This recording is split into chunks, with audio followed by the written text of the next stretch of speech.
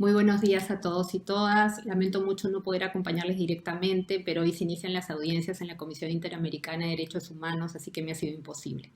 De todas maneras, quiero agradecer mucho la invitación e inicio mi presentación con un saludo muy respetuoso a los magistrados y magistradas de la Jurisdicción Especial para la Paz, a la representante de ONU Mujeres, a las colegas y amigas de la Iniciativa de Mujeres por la Paz y a cada una de las personas que hoy nos van a acompañar en este evento tan importante. En esta breve presentación, yo quería plantear algunas reflexiones generales sobre la justicia transicional para luego centrarme, fundamentalmente a partir de mi experiencia como alguien que trabajó en un mecanismo de justicia transicional y que tuve la ocasión de conocer de cerca el caso colombiano, plantear los avances, pero también los retos pendientes en este tema tan importante de la judicialización. Parto entonces diciendo que la justicia transicional tiene un vínculo muy directo, como sabemos, con el tema de los derechos, el derecho internacional de los derechos humanos, el derecho internacional humanitario, el derecho penal internacional. Actualmente la jurisprudencia de la Corte Interamericana, como fue desde el caso Almonacido, el caso Barrios Altos, hablan de lucha contra la impunidad y hacen referencia a crímenes de lesa humanidad. Se analizan violaciones de derechos humanos como las masacres o las desapariciones forzadas, e incluso ahora la violencia sexual, haciendo referencia a situaciones de conflicto armado y al derecho internacional humanitario. La propia Comisión Interamericana tiene los principios sobre memoria y tiene un informe importante sobre los estándares de derecho a la verdad en la región.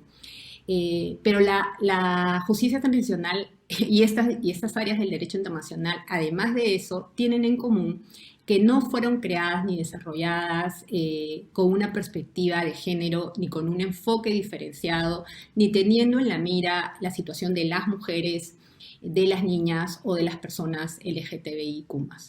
Si uno revisa los principales documentos, por ejemplo, en el ámbito interamericano, tenemos la Declaración Americana de Derechos y Deberes del Hombre. Y usualmente en las clases de derecho siempre se decía, bueno, ese hombre debe incluir a las mujeres, a todas las personas. Ahora eso es impensable.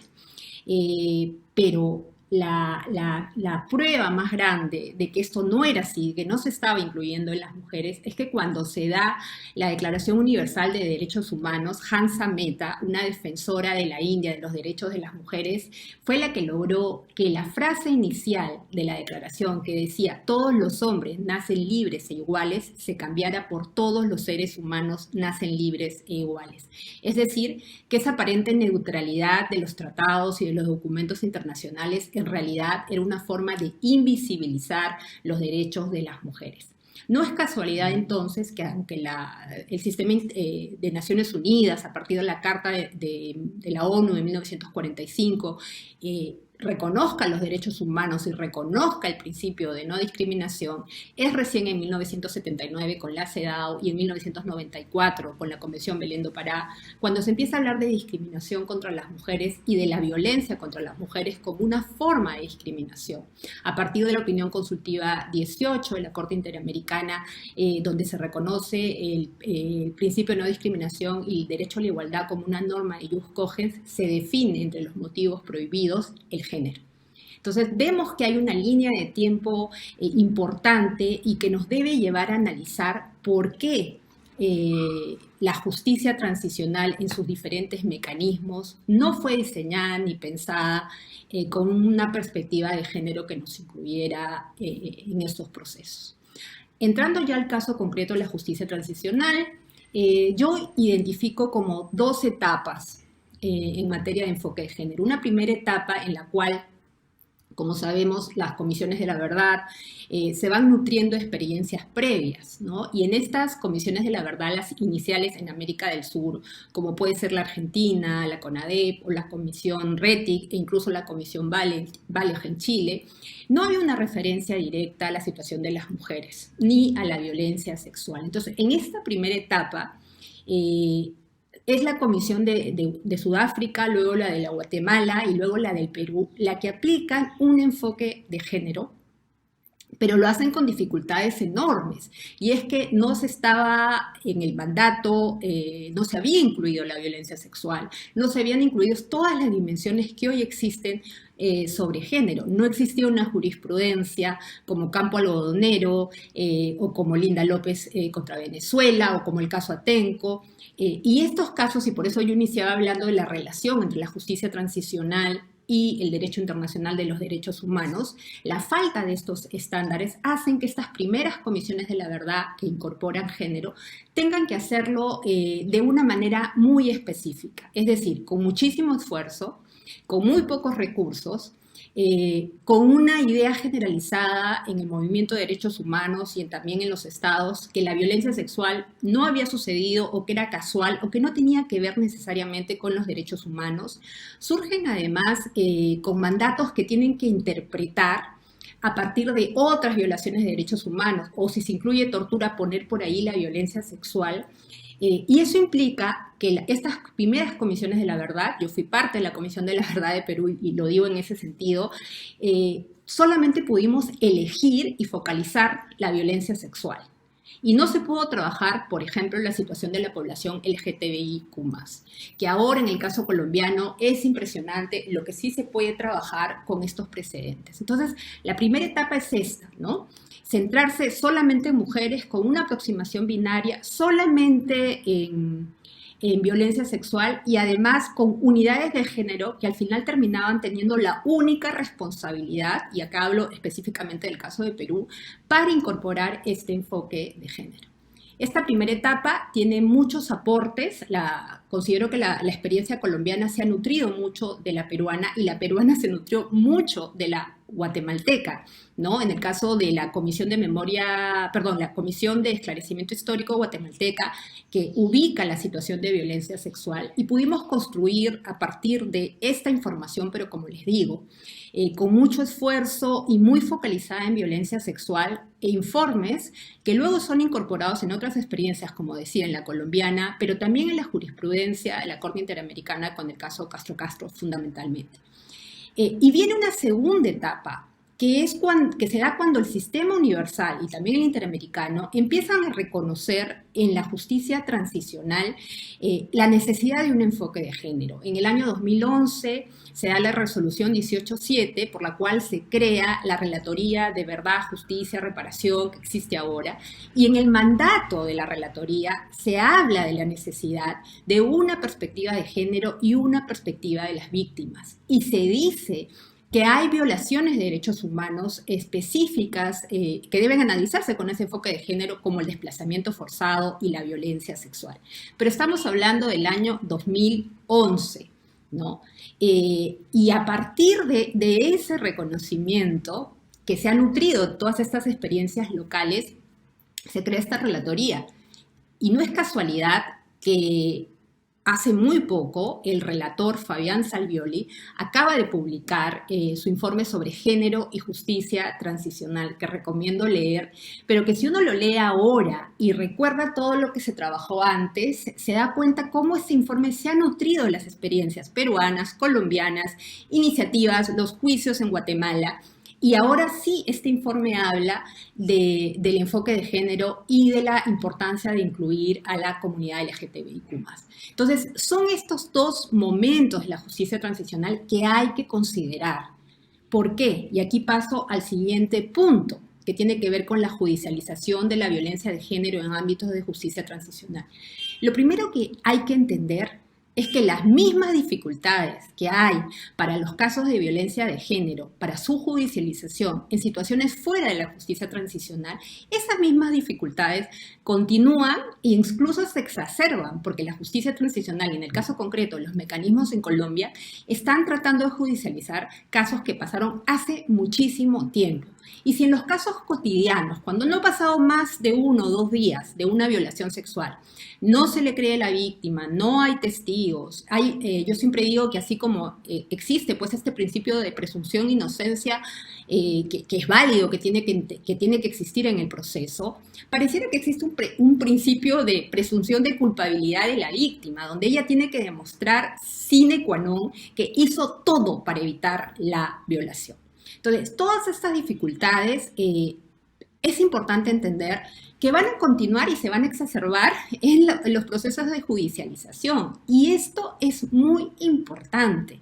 Yo celebro que la comisión, que el sistema de verdad, justicia y reparación colombiano haya incorporado la comisión de género que existe en la JEP, la comisión de género que trabaja con este enfoque y con tanto esfuerzo en la comisión de la verdad y así por el estilo. Yo lo celebro, me parece sumamente importante, pero creo que no basta con crear una comisión de género, y lo digo por experiencia, sino que tiene que ser reconocido como un enfoque que es importante distribuir en todas las unidades y que hay que autocuestionarse y autorreflexionar sobre cómo se van a desarrollar investigaciones con enfoque de género cuando nunca se tomó testimonios al origen de los hechos con ese enfoque, ni necesariamente se entiende por qué es útil y por qué contribuye a la verdad, a la justicia, a la reparación y a la no repetición, que son los elementos, como sabemos, de la justicia transicional.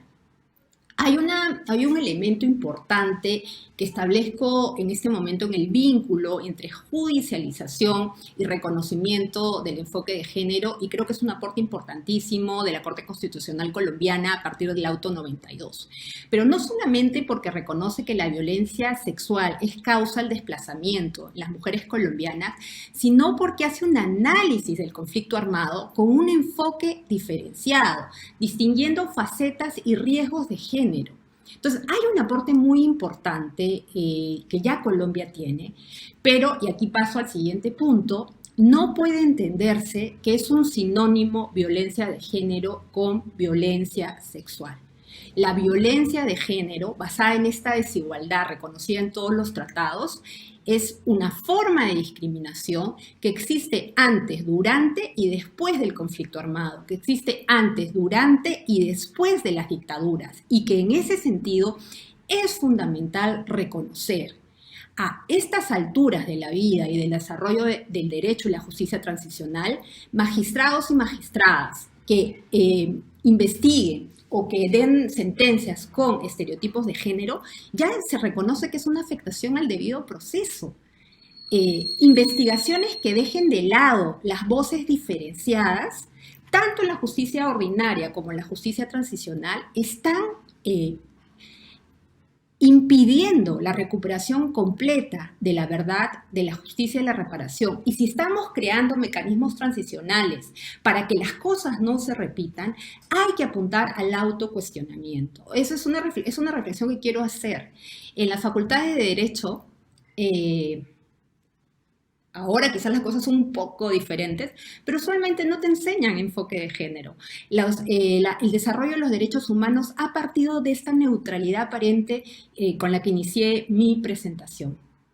Creo que hay un reto enorme y pendiente, entonces, para ese autocuestionamiento y, en segundo lugar, aplicarle el enfoque de género a todas las violaciones de derechos humanos. La violencia sexual es fundamental y tiene que incluir todas las formas de violencia sexual, no solo la violación.